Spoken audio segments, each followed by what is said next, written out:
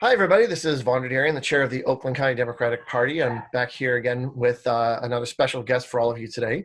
Again, before we start, I want to remind everybody, if you're enjoying these videos, if you like these little bits and pieces of information that we're trying to get to you, make sure that you're following us on our Facebook page, that you've liked our Facebook page.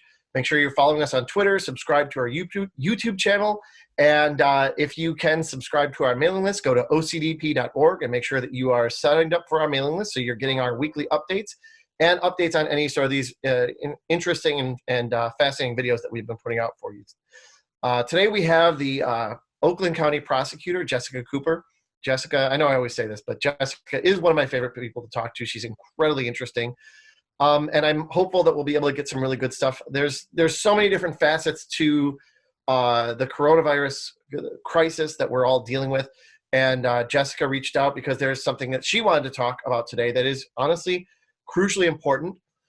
So Jessica, before we get really started, I do always like to ask first, how are you? How is your family doing? Are you all safe and healthy? I'm fine. You know, I'm working because we are an essential service.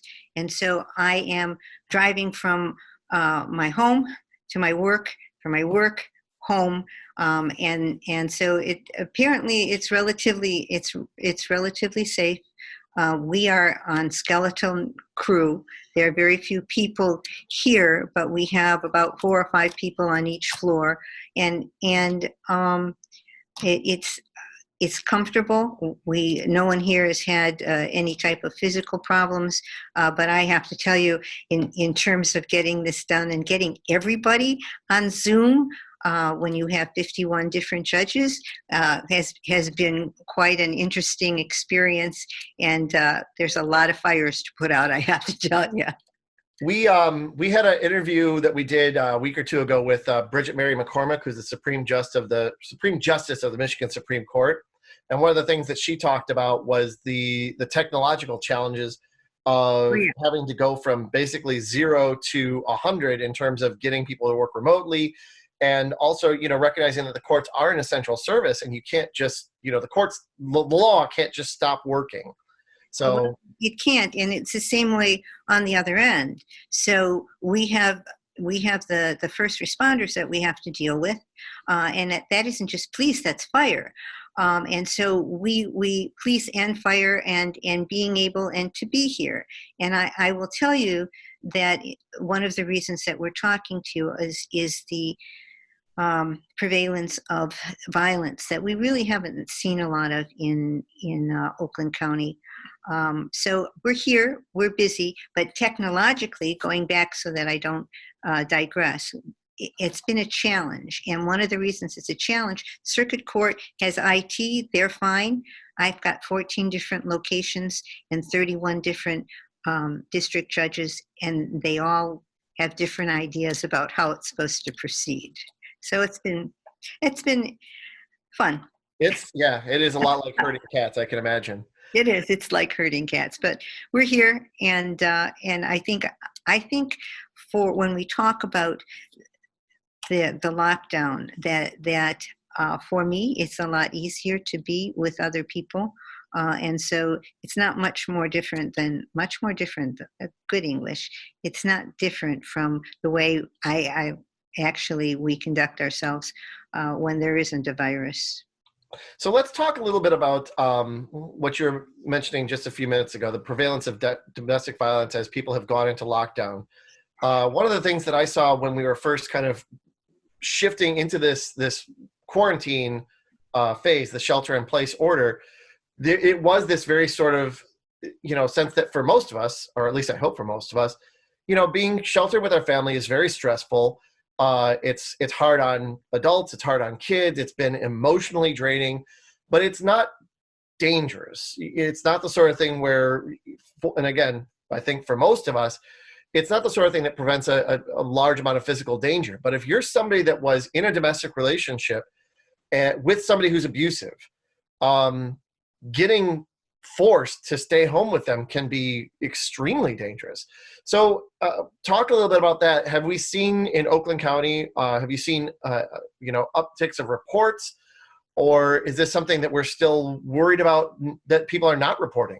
Well, Vaughn, I don't want to alarm you, but literally, the first week of the lockdown, we were fourfold with domestic violence. It went down during the month a little bit to about 30% over the previous year, and now we're back to at least twice of what we saw in 2019. So when I tell you that we're seeing the cases, these are the cases that we have written.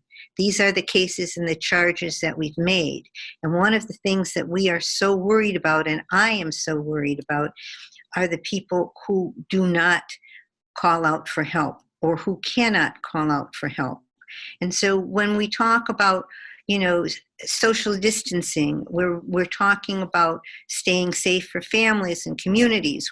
We're talking about a time of crisis that we all share. But there is what they call a shadow pandemic, and that is, and it's nationwide, and it's actually it's all over the world.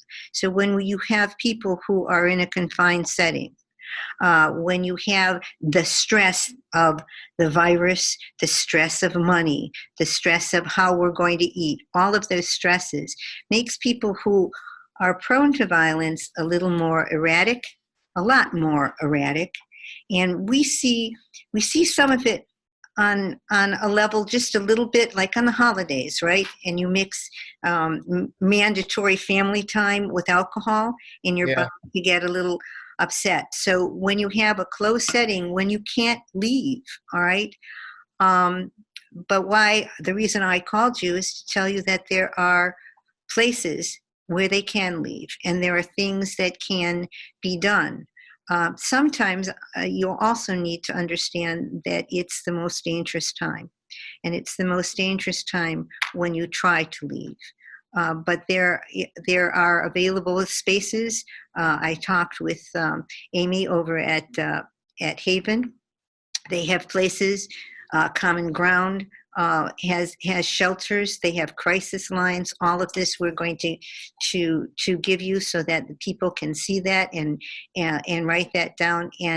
And Lighthouse is just doing fabulous work, and they have formed a coalition, a COVID coalition, so that they can help with finding shelter, finding food, working with gleaners, working with South Oakland Shelter, working all over the place. So there are places if people are ready to leave. And the problem that we have is that many a times they're not.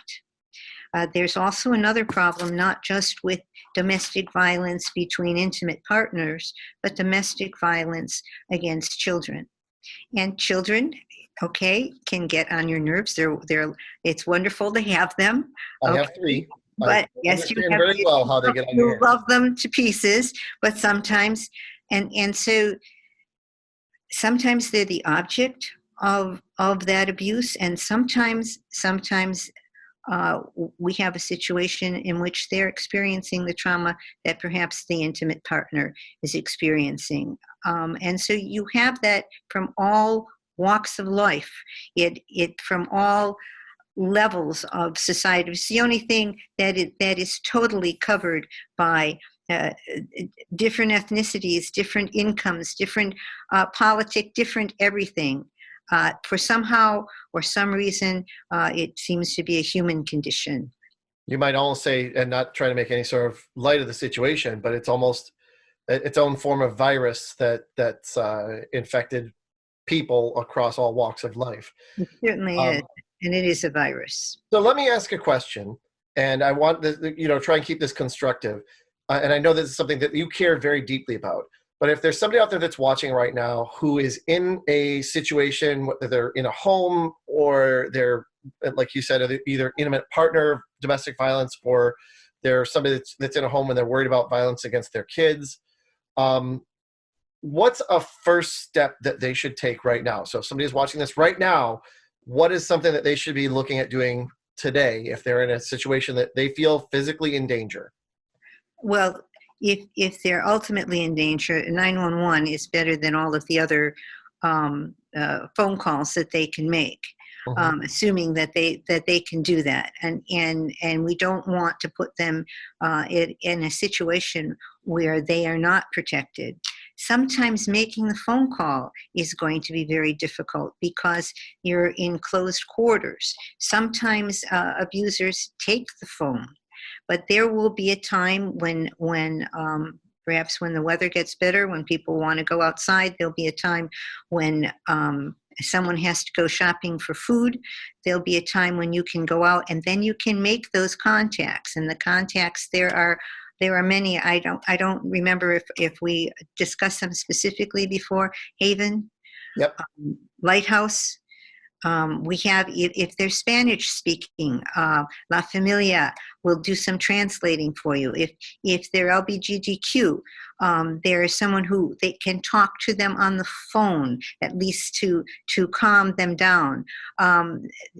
There is an ability to get a personal protection order, but I think that personal protection order is a piece of paper, and it's valuable in other situations, but in a situation where you're stuck in a home, that's something that's very different. And so the opportunity to make those phone calls, if you know someone who is in a situation like that, just calling to talk and find out how they are. That's something that we can all do. You know, we talk about social distancing. Well, social distancing, when we have access to Zoom, when we have access to phones, is something where we can check up on people. People will hide the fact that they're abused, and there are people that you know who can't hide it. And the most important thing is to be light and cheery and to find out how they're doing. Yeah. Find out how you're doing, and you can tell by a phone call sometimes.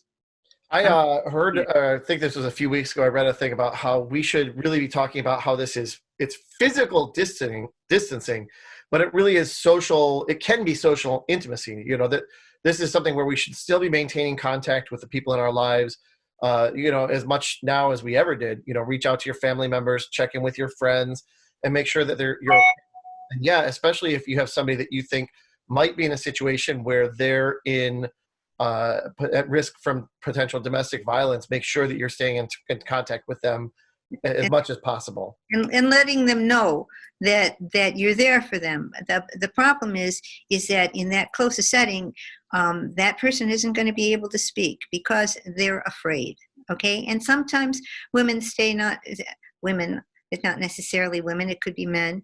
People will stay in a situation because there is no other way to support their children, because of economic reasons. But mostly when we're talking about the physical violence that we're seeing, we're talking about fear, straight out fear. And so you've got the fear of the virus outside and the fear of the violence in the home. And that's an untenable position. So I wanted to ask, this is a question that we got on our Facebook page, and I thought it was perfect for this discussion. But it's about technology and the ways that technology, you know, like you're saying, Zoom calls, Facebook, that these are ways that people can, these are tools that people can use to kind of like find a lifeline out of a domestic violence situation. So can you talk about any situations or any Facebook pages, any websites that people can use if they just need someone to talk to? What are some resources that are out there for them?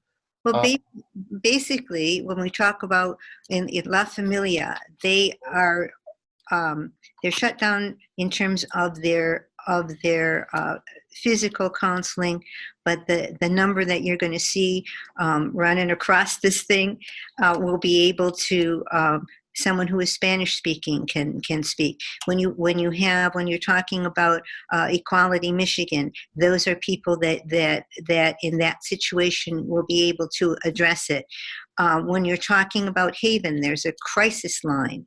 And so they're going to be able to talk with you. They even have a crisis line under Common Ground, and there is a place in terms of police agencies that's very close to where we are right now on the Oakland County campus grounds that will be able to first there's intake, first there's the ability to talk, first there's that crisis line. That crisis line doesn't mean that someone's going to be able to leave right away or someone will want to leave, but they want to talk to someone. And that's what I will be giving you, our crisis lines. There's also a line in terms of getting a PPO, but I have a different kind of feeling about PPOs.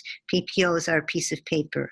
And when you talk about a situation where they're going to commit violence against an intimate partner, that piece of paper isn't going to stop a gun or a knife or that violence. That's when we get them out of there. Well, and ultimately what we're talking about right now for people that are in potential domestic violence situations, as we're all in a shelter-in-place order, is I think about the logistics of kind of building that way out. If we, if this is a normal time and somebody's in a domestic violence situation and they want to leave, they have friends, they have family they can go to, but there are risks that we're not really, we're not ready for in saying, what if you could be exposed to the virus? What if you could be exposing other people? How do you build the logistics to get yourself out of that situation as we're all in this kind of shelter-in-place order, and we're trying to figure out all these ways? So, well, that you can wrap a cloth around. You can make your own mask. You can, right, if that happens. But if you're in imminent danger, you can have all the crisis lines in the world. The best line is 911. If you're not in imminent danger, but you're seeing it, or you just want to talk, we have those crisis lines available for you. And there are ways and times in which you will be able to get out of that house. Right. And if you've got little ones, that becomes problematic in terms of getting to people. And one of the things that you don't want to do is set off someone who is mercurial by them seeing a text or overhearing a phone call. And so you have to understand that people are living under a different type of a lockdown, and it's a very scary situation for these people. And if I keep saying women, that's the majority, but it is men, and it's in same-sex partners. It's in parental situations. It's in situations with children to parent or parent to children. And so we have all sorts of situations that can be very dangerous, and you don't want to set something or someone off. What you want is to have an opportunity to talk to someone, an opportunity to plan the route and the escape. But if it's imminent danger, I'm going to tell you, you need to call the police. So obviously, anybody out there that feels that they're in imminent physical danger, and I mean, not to make, there's no joke about this, there's no punchline. There's no but punchline. Yes, if you are in imminent physical danger, if you feel you're in imminent physical danger, call 911. And, these systems are here as much as possible to help you. So please, if you are in physical danger, you feel like you might be in imminent physical danger, reach out to somebody, call 911. You can even send a message to us on our Facebook page. We're not a first responder, but we can help. We can try any outlet to try and figure out a way to get some sort of a lifeline out is the first. And there are organizations that you belong to, and maybe even if it's just a religious organization, a political organization, people that saying, hi, how you doing? What is going on with you? And so that there can be something back and forth. But also, I have to advise people to be very, very careful. To see the type of violence that you see. Sometimes you watch a television show and you go, yeah, but that is what happens. I'll tell you, it's one of the things that's kind of, I don't want to say it's funny, but I have a really hard time watching any kind of like true crime, anything like that. I have a really hard time with it. I can't even stand, I'm that person that will sit there and watch like an action movie and, count up the number of, do the body count and be like, that's really, like, I can't believe it. That's a person. I know it's the worst. I'm like such a joy kill for like splash movies or anything, or any of those I'm TV. going to remember to call you a joy killer. Yes. Yeah, go ahead. It's true. My wife hates it. She can't stand it that I will always sit there and be like, oh, I can't believe that, the vampire cut that guy's head off. That's really sad. And she's like, it's just a movie. But it isn't just a movie. I think that if kids grow up watching that and then it's in their home, uh, one of the things, and we can get into long, involved discussions about domestic violence. I've been in this business since I was a young attorney trying to get police officers to come out. But we can talk about that over and over again. But there's a cycle, and it's a cycle of violence. If children see it, they're going to grow up thinking that that's the way life is. And we keep, I don't want to watch television anymore. I see enough of that where I am. There's another figure that I need to give you in terms of what's gone on in Oakland County. Is, I keep talking and bragging about the fact that and it is a very safe place to be. And in a year, we never really see more than 20 murders. And it's a wonderful place to be. In the first 2 weeks of our lockdown, we saw five murders in 2 weeks. I have been the prosecutor of this county for 11 years. I have never seen that before. 5. One of the things that I've kept kind of coming back to in a lot of these conversations that we've had with people is how this virus has put a strain on a lot of our systems. Normally when I've talked about it, what I'm discussing is things like the unemployment system, or the healthcare system, or even the hospital, the medical systems, and our first responders. This virus has put a lot of strain on all those systems. But I think when we're talking about domestic violence, it has also put a strain on sort of our person-to-person relationships. That we all are feeling sort of weirdly penned in by this virus, and it's really hard to deal with.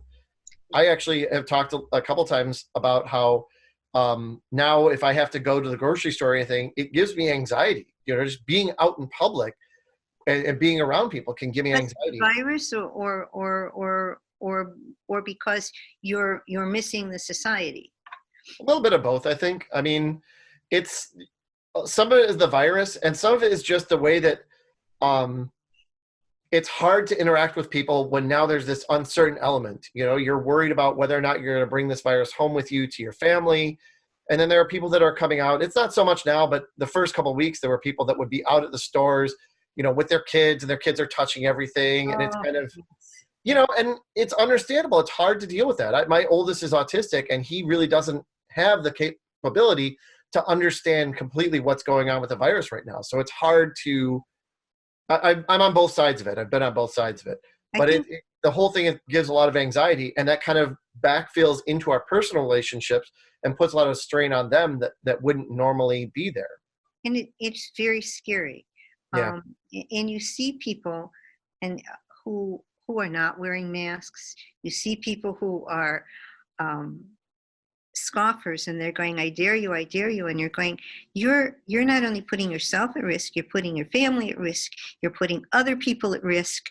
And that's why we're now leery of people that we would normally be happy about. I would rather go into my online newspapers and find out about the creative things and the way people are dealing with it. And then if you read a different column, you can see that people are not dealing with it so well. And it's a very dangerous situation. And yet we don't want to come out so early. We don't want to come out until it's safe. And so there's that dichotomy, that human dichotomy. You're afraid of what's out there. And for some of the people in this life, they're afraid of what's in the house. Yeah.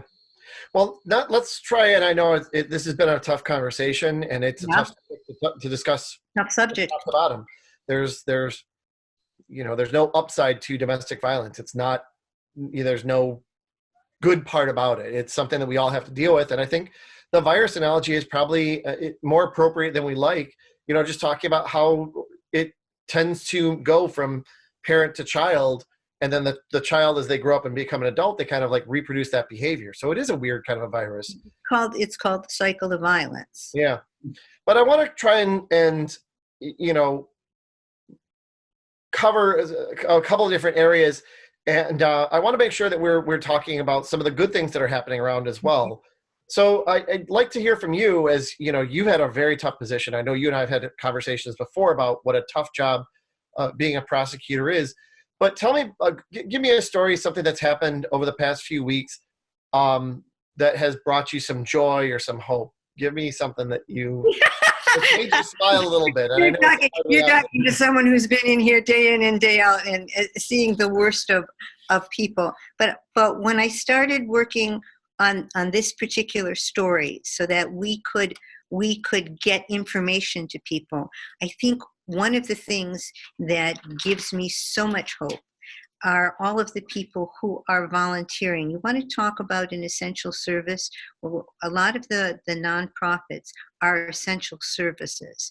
And you see people who are out there who could be in the comfort of their home, who could be safe in their home, who are out delivering food baskets. You see, I can't tell you how impressed I am. I'm with all the people that I'm going to tell you and list for you, but how impressive Lighthouse is, because they got all of these groups together, and there are people who are out there who are delivering to homes. They're who are working, who are doing stuff for other people. And so when we talk about, I started this the opposite way. You talk about the worst of people, but you can talk about the best of people, people who are out there helping other people, people who, you talked about the phone calls, you've got people who are living by themselves, calling them and just saying, hey, how are you doing? And you're seeing a lot of that. People who are trying to get things for other people. And I think the best thing that you can do when you're down or you're depressed is think outside of yourself. And I just started, writing whatever you have to these people, to these nonprofits, to these people who are working over and over again. And we think about our first responders. We think about the people who, the doctors and the nurses and the police and the fire, and they're out there, and they've been out there, I have to tell you, Vaughn, without a lot of equipment. Only recently some of it's coming, and still not enough. Yeah. So, and that's going to continue. And we think about, wow, it's going to be May 1. Well, it's not going to go back. We're still going to be in those type of situations. But I think there's the good that people come together. And so there's the side of life that I deal with, and the side of life of people who are out there helping other people. And even if you just go online with some of these nonprofits, you get a good feeling when you walk away, and when you turn that off, those are people who are helping other people. Yeah. And I think one thing, we had a conversation with Representative Brenda Carter yesterday, and one thing that came out of that was a real feeling for how even as all of these systems are kind of buckling under the stress of all of this, individuals are really kind of stepping up and trying to make sure that we're all kind of pulling through this together. It really is, as much as this is a very, very difficult time in a lot of ways, I think people in general do want to be good. They want to help other people out. They want to be comforting. They want to find ways to make sure that we are all safe and secure. And it's been challenging to kind of deal with both of those things happening at the same time, as I'm sure you're 100% aware. Too much aware. I think I've seen things in my life I never ever needed to see, but I prefer to think about the fact that there are all these people at my staff. They're absolutely amazing that they were able to put up with all of still helping each other, still covering for each other. The people that you see in the courthouse, even the maintenance people who are there doing their job online, putting their lives at risk to make it easier for other people. And you see that you see the people in the stores. You see the people who one doesn't think of as an essential service, but food is an essential service. Yeah. Eating is an essential service. And there are people out there, and and you walk into some of the grocery stores and people are cheerful, and you go, oh, thank you, thank you. You're seeing that type of joy, Yeah. and maybe we can build something positive out of all this negativity. Well, thank you, Jessica. I really do appreciate you spending some time with us today. One thing that I have taken away from every one of our conversations is what a difficult job being a prosecutor is, and that you have just been out there and working hard to make people safe and working hard to protect people. And I think it's in some ways it can be kind of an unsung Okay. mission. But yeah, I'll say it. You don't have to say it. Thanks again, Jessica, and I appreciate it. And thanks to all of you who are watching. As I said off the top, if you want to make sure that you're getting all of our videos, make sure that you're liking our Facebook page. Give us a thumbs up on Facebook. Make sure that you're following us on Twitter. We're putting these up there as well. We have a YouTube channel that you can subscribe to, and every one of our videos goes up there first. So if you're subscribed to the YouTube channel, you'll actually get to see the videos before they hit Facebook. So, make sure, if you want to keep up to date on all of our activities, not just these videos, but the other things that we're doing in and around the community, please make sure that you sign up for our email list. We've gotten a couple dozen new subscribers to our email list, which is a really good thing. And if you enjoyed any of this content, if you've watched any of these videos, please make sure, or not make sure, please if you want to throw us $1 or $2, sign up for a recurring donation, give us a couple of dollars a month. It makes a big difference.